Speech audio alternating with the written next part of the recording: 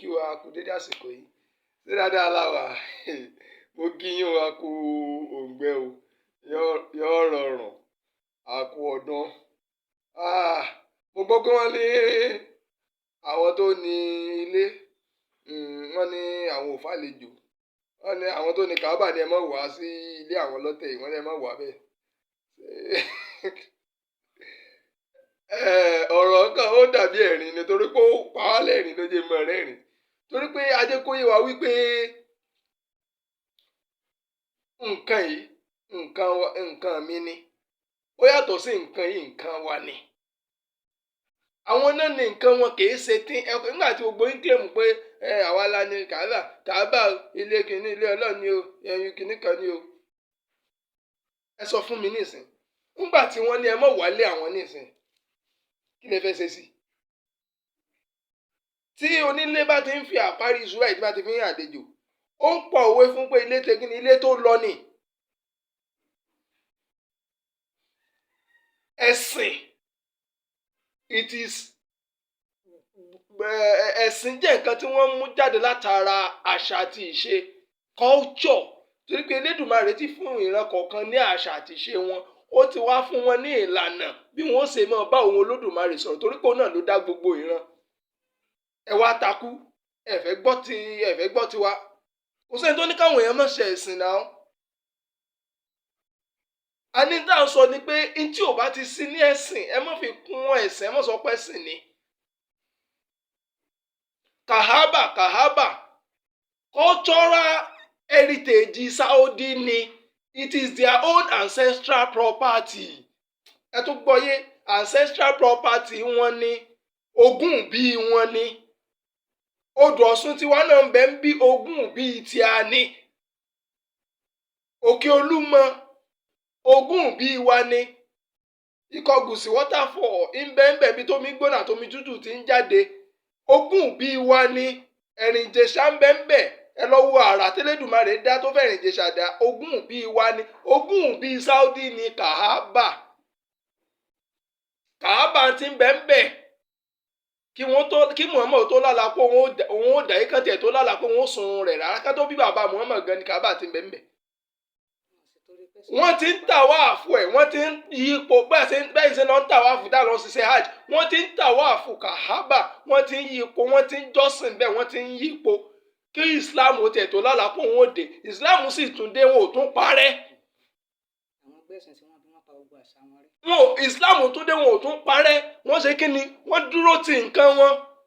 Kí Islam tó dé ni wọ́n ti ń fi Kahaba níbẹ̀ yẹn ti jẹ́ ó dàbí central market tí wọ́n ní. Bí trade fair wọn ló ṣe rí. Kí Islam tó lálàá pé òun ó dé, òun ni wọ́n ti fi jẹun gbogbo bí ẹ̀ ṣe ń lọ ní ìsìn náà làwọn èèyàn máa ń wá bẹ̀ bígbà tí láyé ìjọ táwọn bá tí wọ́n ní ọjà ọdún ọjà ọjọ́ márùn-ún òun ni wọ́n máa ń nájà kínní kan ọjà òṣùpá kan lónìí ni wọ́n ná ọjà àbíkè òṣùpá méjì lónìí òun ni wọ́n ná tó bá wá di òṣùpá kan yẹn tí í ṣe oṣù kan lédè Yorùbá gbogbo ìlú ó ní wọ́n máa ń kọ́ fàájì ńgbà náà ó lè jẹ́ pé Ọ̀yọ́ ó ní gbogbo wọn ó ti lọ ra nǹkan oko tí wọ́n ti wá lọ ra nǹkan oko torí pé wọ́n ti mọ̀ lọ́yọ̀ọ́ pé lásìkò yẹn wọ́n wá síbẹ̀ láti wá nájà wọ́n wá máa ń ṣètò ọdún kan bẹ̀ àbí wọ́n máa ń ṣètò ìgbà ayẹyẹ ń bẹ̀ jẹ́ pé gbogbo àwọn àlejò tó bá wá ń gbà náà wọ́n ó jọ jòkó wọ́n ó jọ jẹ wọ́n ó jọ mu wọ́n ó tún fi yùn ó dàbí ọrọ̀ ajé wọ́n ó tún fi pawó sínú àsùnwọ̀n lú wọn. Bẹ́ẹ̀ náà ni Kahaba ṣe rí wọ́n ti ń ṣe kí Islam tó lálàá pé òun ó dé. It is their own ancestral property. Ogún bí wọn ni. Bàbá wa Ọ̀rúnmìlà Agbọ́nìrègún k'Elédùmarè bá wa dẹlẹ̀ fún wọn. Wọ́n sọ nínú odù Ifá kan léyìí tí Elédùmarè gbẹnu wọn sọ fún wa. Odù Ifá Ìrẹtẹ̀ Ogbè. Ìrẹtẹ̀ lọ́tún, Ogbè lósì. Odù Ifá yìí ló ní ohun abínibí kì í wù wọ́n. Ohun olóhun ní yá wọn lára. Adífá fún ìwọ̀dẹ̀ rẹ̀. Èyí tí ṣalábàárìn ẹja. Ẹbọ náà ní kó yá máa ṣe. Ọ̀kẹ̀rẹ̀ fẹ́fẹ́ kíbi ó dì. Kíbi ó yá máa lọ. Àwọn asubíbẹ̀ á sì yá pẹ̀yìndà. kíbi ó rẹwà kété nílẹ̀ yìí àwa ò fẹ́ bí nílẹ̀ yìí ó dòkèrè kó yá a máa lọ. kí ni tí odù Ifá yìí sọ fún wa? ó ṣàlàyé fún wa wípé ọ̀pọ̀lọpọ̀ ó ní abáramú oore jẹ ẹ mọ̀ yàbáramú oore jẹ. ó ní ohun abínibí kì í wù wọ́n, ohun olóhun ní yá wọn lára. àwọn Saudi ohun abínibí wọn ní Kahaba ó sì wù wọ́n, wọn ò jẹ́ kí n tí yín bì, wọn ò jẹ́ kó ṣe kí ni, wọn ò jọ yà wọn lára, wọn ò jọ wọ àwọn lójú. ẹ̀yin náà fi tiyín lẹ̀ títí yín ò tó yín ná tẹ̀ lọ́nà gà wọlé onílé. ǹjẹ́ ẹ sì ń sọ fún Olódùmarè ní pé Olódùmarè gbogbo tó fún wa nílẹ̀ Yorùbá yìí o òkè gbogbo àwọn òkè tó dá kalẹ̀ fún wa tá a ti lè bẹ̀ ọ́ tó fún wa nílẹ̀ yìí kò wúlò. ǹjẹ́ ẹ sọ fọ́lọ̀ nìyẹn gbogbo òkè tó fún wa lè kò wúlò àfẹ́. ẹ má jẹ́ àtànra wa mọ́, ẹ jẹ́ àpadà lé wa tá a bá fẹ́ nílọ síwájú. nígbà tí wọn ò fún láàyè kẹ́ wá Kahaba báyìí tó nílé gbalé tó lé ẹ̀yin àlejò dànù tó ní ẹ má wá kí lè fẹ́ ṣe bóyá ẹ lọ fọlọ́pàá ẹ lọ fi mú wọn àbí. wọ́n lè lọ túláàsì náà. àbẹ́fà gidi lọ Kahaba pé dandanlá àgbàlá ní gbogbo àjọ ní Kahaba ni ẹ máa tara yín. ẹ̀sìn gbogbo ayé ló lẹ̀sìn, gbogbo ayé ló ní ẹ̀sìn bí kálukú ṣe lè bá Elédùmarè sọ̀rọ̀. àmọ́ Saudi ló ní Kahaba wọn. tánbálẹ̀ ẹ̀wá nu ní COVID-19 nígbà tí COVID-19 ṣẹlẹ̀ tí ó tiẹ̀ àwọn tó yẹ ká fi ronú gan pọ̀. ìgbà tí ọ̀rọ̀ tí COVID-19 ṣẹlẹ̀ lọ́dún bíi mélòó kan sẹ́yìn. ó jẹ́ pé olóko ò lè roko olódò ò lè rodò.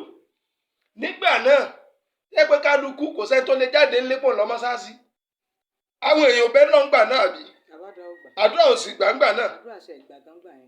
àsìkò gbàǹgàn lára dé àwọn èèyàn jù.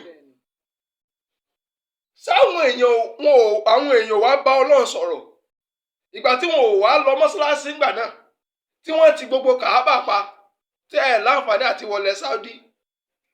àdúrà ò gbàǹgbà náà àwọn èèyàn ò rọ́nà bá sọ̀rọ̀ àbí àwọn Saudi ńgbà náà àwọn tán ní nǹkan wọn ṣé bọ́sẹ̀ tí pa tẹ́yìn ò láǹfààní àti lọ́bẹ̀ sẹ́wọ̀n ò lọ́bẹ̀ ńgbà náà.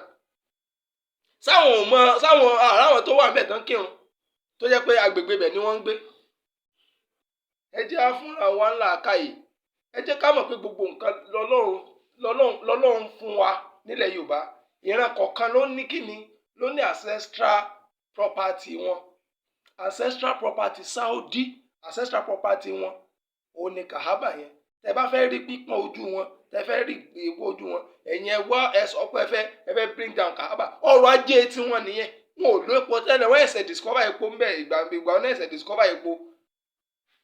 that is their own. ó dàbí ìgbà táwọn bàbá wa Awólọ́wọ̀ nígbà táwọn sì ń bẹ kó tó di pé wọ́n discover epo ní Nàìjíríà kí làwọn bàbá wa Awólọ́wọ̀ kí náà fi ń sọ̀rọ̀ ajé?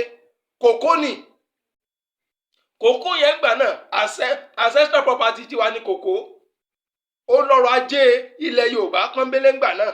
ìwọ tó bá fẹ́ rí pípọ́n ojú àwọn èèyàn lọ sínú oko lóko kó lọ gé kòkó rẹ̀ kó wá kó jí kó ọmọ pọ̀ dáràn. ọmọ pé nǹkan sí ọ. so kòkó ńgbà náà nígbà ayé àwọn Awólọ́wọ̀ it is our ancestral property. kòkó yẹn ni ọrọ̀ ajé tiwa. ó ní wọ́n fi kọ́ kòkó house Ìbàdàn. ọlọ́lọ́mọ yẹn tí wọ́n fi kòkó house tí wọ́n fi bring wá sílẹ̀ Yorùbá. first TV station in Nigeria Ìbàdàn ní NTA. òun ni first television tó kọ́ wọlé Nigeria. now ibi tí mo ń lọ ni pé gbogbo àwọn owó kòkó òun ni wọ́n fi build gbogbo àwọn nǹkan wọ̀nyí. kòkó yẹn nígbà náà ni ancestral property wa. the sin ancestral property wa ni àyàsí mọ́. àgbàgbé ohun gbogbo tó jẹ́ tiwa àdákò mọ́ àṣẹ nǹkan kan mọ́. olóòjẹ́ kí gbogbo àwọn nǹkan yìí ó lọ. bẹ́ẹ̀ bá àwọn ilẹ̀ wa ó wà fertile sí o. bẹ́ẹ̀ bá padà sí kòkó gbígbin kòkó yóò wù o.